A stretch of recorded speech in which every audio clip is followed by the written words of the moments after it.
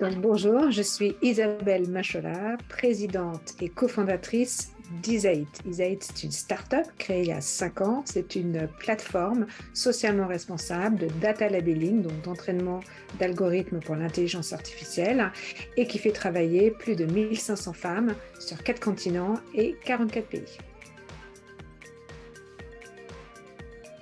Donc, la genèse d'Isaït, c'est que donc moi, je suis une féministe. Au cours de ma carrière, j'ai toujours supporté au sens anglophone du terme, c'est-à-dire aider les femmes. Je pense qu'il faut s'entraider, c'est important de se tenir les coudes. Et au cours de ma carrière, j'ai toujours été dans des programmes pour soutenir justement les femmes dans la tech, parce qu'on est très peu nombreuses, etc. Avant Isaït, avec des amis, j'avais créé une association pour soutenir l'entrepreneuriat en Afrique, en particulier au Burkina et au Cameroun. Au Burkina, on a aidé des jeunes femmes, des transformatrices de céréales, en leur achetant des séchoirs pour qu'elles puissent continuer à travailler pendant la saison des pluies. Et au Cameroun, on a aidé des jeunes femmes dans le prêt-à-porter en leur achetant des machines à coudre. Philippe Coujean-Bec, qui est le cofondateur d'Isaït avec moi, nous a rejoints au sein de cette association qui était tout à fait privée. On a été visiter des filles au Cameroun, à Yaoundé, et c'est là que j'ai eu le déclic. Ce dont je me suis aperçue, c'est que donner, c'est top. Quand on n'a plus rien, une guerre, un tsunami ou autre, c'est important de donner. Et ce qui donne vraiment du sens à la vie, c'est le travail, et peu importe où on est. Et comme justement, je me rendais compte que le monde d'aujourd'hui, et encore plus le monde de demain, est un monde digital, où l'éducation est importante pour faire partie de ce monde et pour éviter la fracture numérique, eh bien, on a décidé de co-créer Izaït, qui est une tech for good. On utilise la technologie pour aller donner des opportunités à des jeunes femmes très compétentes, mais qui n'ont pas ces opportunités dans le monde entier.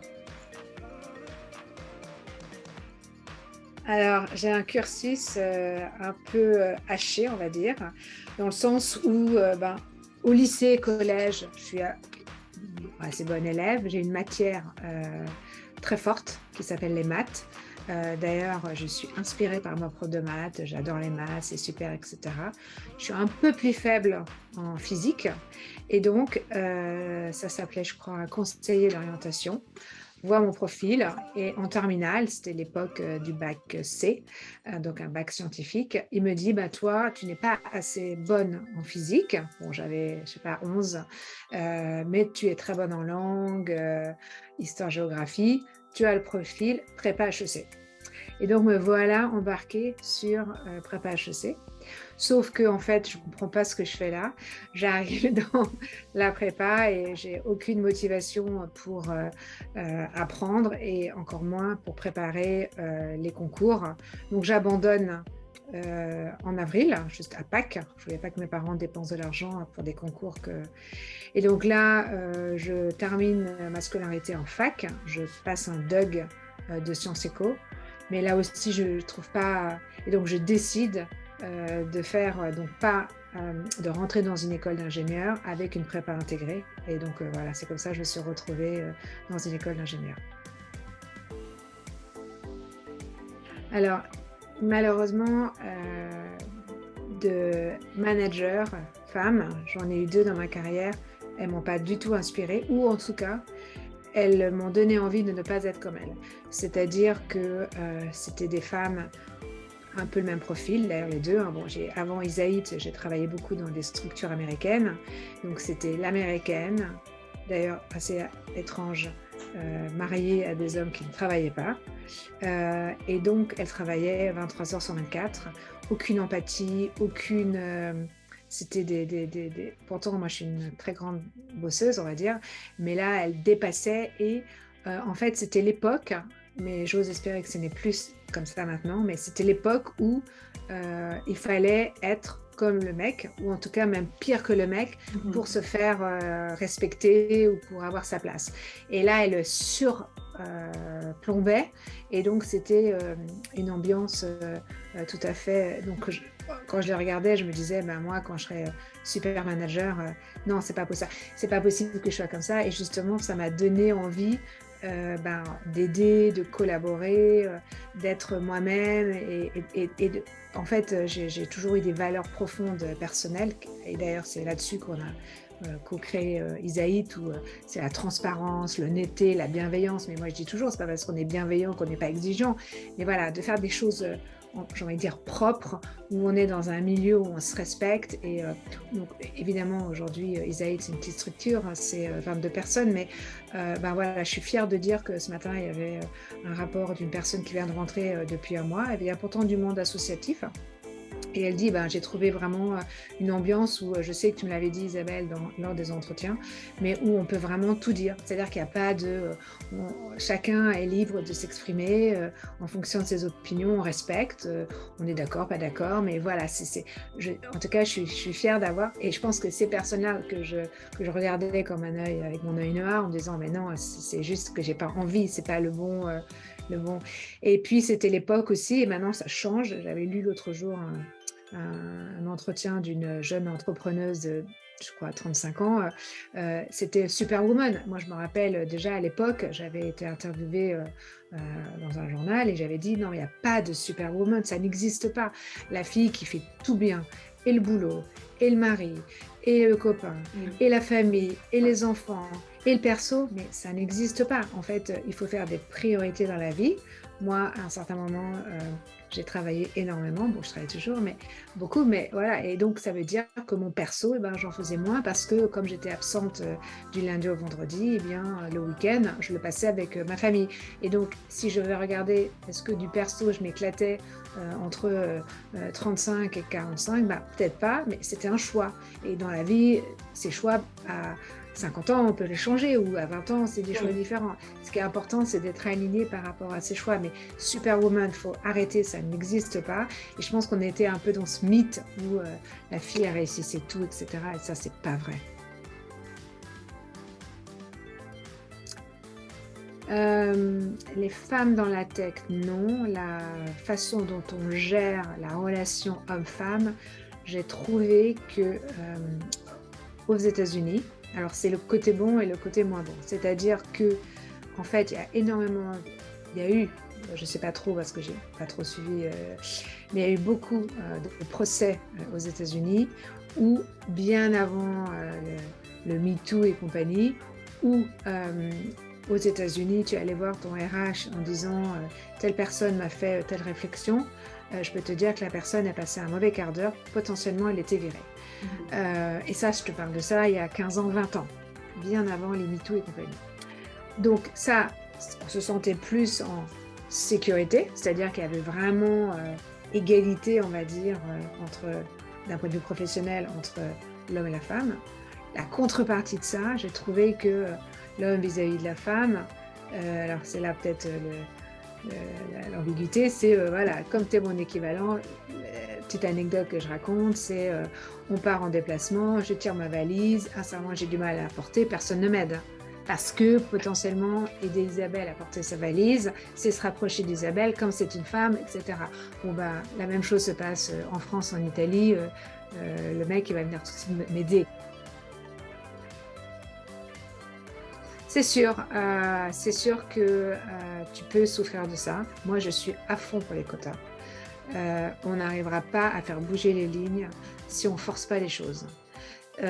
C'était François Giroud qui disait il y aura égalité entre l'homme et la femme quand on mettra des femmes incompétentes à des postes à haute responsabilité. Et tu vois, avec l'arrivée de Elisabeth Borne, j'ai découvert un nouveau mot. On connaissait toutes le plafond de verre, c'est-à-dire ce plafond qui t'empêche de progresser.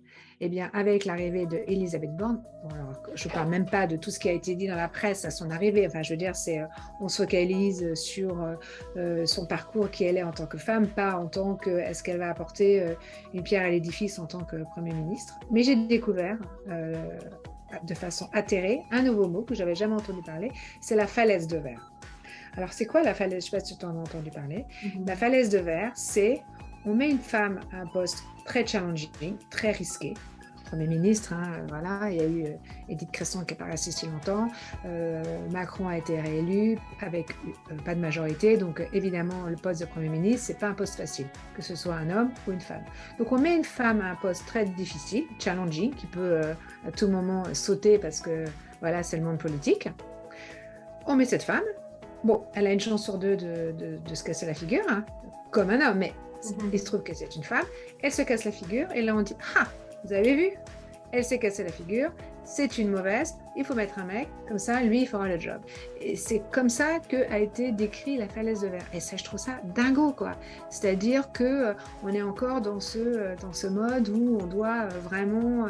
Donc oui, il faut mettre des quotas, on force les choses parce que potentiellement, on dira, bah oui, t'es là parce que, etc. Bah, c'est pas très grave, on avance quand même, parce que moi, je crois pas vraiment que des femmes ont été choisies parce qu'elles sont nulles. Ça, c'est juste pas possible. De Mhm. toute ma carrière, je l'ai jamais vu. Donc, je vois pas pourquoi on le ferait maintenant. Donc, pour moi, c'est un faux débat, mais oui, c'est quelque chose, bien sûr, Ok. qui est utilisé, ça, c'est sûr. Donc, alors déjà, il faut savoir que au fil de ma carrière, donc avant Isaït, euh, en fait, les sciences, c'est un grand univers, c'est une cour de récréation sans limite. J'avais participé il y a 15 ans, même plus que 15 ans d'ailleurs. C'était Cisco, une de mes boîtes où j'ai travaillé, qui avait organisé ça, qui faisait venir des jeunes filles, je pense, seconde, première, des femmes ingénieures, et leur disant, bah, tu vois, regarde, elles ont fait ingénieur, et regarde ce qu'elles font aujourd'hui. Et ce qui était assez intéressant, c'est à l'époque, moi j'étais DSI, donc directrice des systèmes d'information. Il y avait une femme qui était gendarme, il y avait une autre qui était financière, et il y avait Hélène McCarthy qui est très connue pour tout ce qui est l'économie circulaire. C'est une navigatrice. Et c'était de montrer à la jeune fille, en fait, tu n'imaginais même pas l'univers des potentiels autour des sciences. Ça, c'était vrai il y a 20 ans, c'est encore plus vrai aujourd'hui. C'est-à-dire qu'aujourd'hui, la jeune fille, même qui sort de l'école, qui va peut-être faire un bac plus 3, bac plus 5, peu importe, ou celle qui est en seconde première, elle va certainement travailler sur un job qu'on n'a même pas identifié aujourd'hui. Et le job qui va être potentiellement pas encore identifié, il y a de fortes chances, pas à 100%, mais il y a de fortes chances, à 70-80%, qu'il soit dans les technologies, dans les sciences. Et donc là, ça veut dire qu'il y a un gros gâteau de plein d'opportunités, de trucs sympas, où la fille ne pourrait pas avoir accès. Et la notion de tech for good, telle que nous, on l'utilise chez Isaïd, c'est de dire, le fait de pouvoir travailler en horizontal. Moi, je ne crois plus aux organisations verticales, le top-down. Je te donne un ordre qui est reporté à un ordre, les level 1. Ça, pour Ouais. moi, ça n'existe pas. Ça fait déjà avant même Isaït, je croyais que ça n'existait plus, que c'était plus en mode collaboratif et communautaire, justement, pour résoudre un projet tous ensemble avec l'intelligence collective. Mais là, Isaït, c'est quoi? C'est une plateforme. C'est-à-dire que tu travailles de chez toi, c'est en remote. Donc, on va aller faire travailler ces femmes au Bénin, aux Philippines, au Brésil, au Mexique, en Biélorussie et dans les 44 pays. Elles peuvent travailler de chez elles. On sait tous très bien qu'une femme, souvent, a plusieurs journées dans une même journée. Donc, elle travaille quand elle veut. Elle a un certain nombre d'heures à effectuer, mais elle travaille quand elle veut. Et donc, cette technologie lui permet de s'éduquer. On a créé la Isaït Digital Academy, donc elle peut faire des formations en ligne, elle peut travailler quand elle le veut, elle va recevoir son paiement en ligne, elle va chatter avec des filles du monde entier en ligne. Donc, pour moi, la technologie, si on ne l'avait pas, bah, elle resterait dans sa petite ville, à côté de Tana, Amada, toute seule et sans connaître les ouvertures sur le monde entier. Et Mhm. donc ça, c'est une vraie opportunité de faire du good dans le monde entier, quoi. Alors, il faut différencier celles qui sont en France et celles qui sont hors de France. Aujourd'hui, la majorité est hors de France, mais on a signé quelques contrats maintenant où c'est le même modèle. Donc, je n'ai pas précisé, mais on travaille maximum 100 heures par mois chez Isaït et maximum 3 ans parce qu'on vient avec un projet, avec un besoin. Je suis étudiant, je veux reprendre mes études. Je suis entrepreneuse, j'ai besoin d'une aide financière et des compétences digitales pour faire tourner mon business. Ou c'est aussi un projet, hein. Je cherche un travail. Chercher un travail, on le sait très bien, il faut avoir confiance en soi, il faut être présent sur les réseaux, il faut savoir écrire un CV, etc. etc. Donc, quand on rentre chez Isaït, on va suivre une formation de onboarding pour mettre à niveau le côté digital, savoir chatter avec les équipes parce qu'on n'est que basé à Paris avec des relais dans les pays, mais voilà. C'est être capable de comprendre l'économie, enfin l'écosystème digital. Et ensuite, après, elles vont suivre des formations pour acquérir des compétences qui vont permettre d'être sélectionnées quand des projets de clients arrivent. Je sais bien faire, pas de la compta, mais je comprends bien tout ce qui est notion compta, facture, etc. Il y a énormément d'intelligence artificielle dans tout ce qui est reconnaissance de factures pour des gros players, hein, pas des petites factures, des vraies grosses factures. Ben, quand tu es un peu là-dedans, si tu as suivi la formation, que tu as la compétence dessus, quand le projet arrive, on va te sélectionner.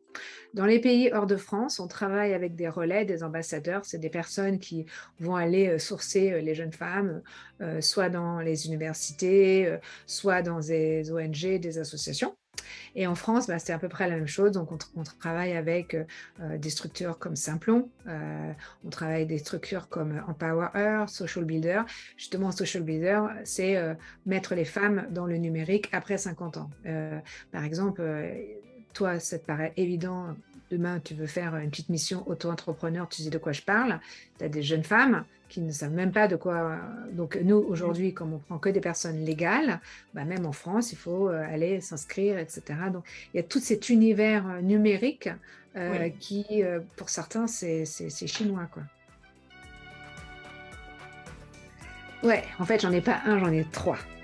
Le premier, c'est soyez vous-même. Vous êtes une femme avec votre cerveau et soyez vous-même et n'essayez pas de copier pour être comme quelqu'un d'autre. Ce modèle, en plus, aujourd'hui avec les réseaux sociaux, c'est juste pas possible. Là, tout le monde est beau, tout le monde est heureux, tout le monde, etc. Vraiment, soyez vous-même et le matin, quand vous vous regardez, c'est vous et soyez fiers de vous. Deuxième conseil, la confiance.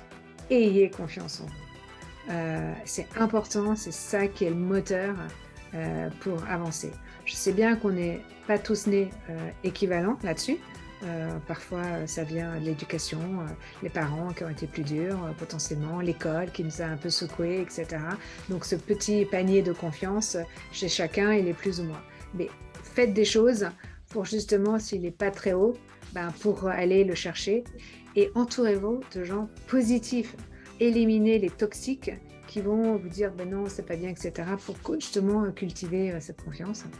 Et la troisième, je veux dire, surtout à des jeunes, allez-y, la vie, mordez-la à pleines dents, réalisez vos ambitions, n'ayez pas de regrets. Et même si ça marche pas, si ça, eh ben c'est pas grave, vous aurez essayé. Il vaut mieux avoir essayé qu'avoir des regrets. Un bon événement et puis longue vie à toutes les filles dans la tech.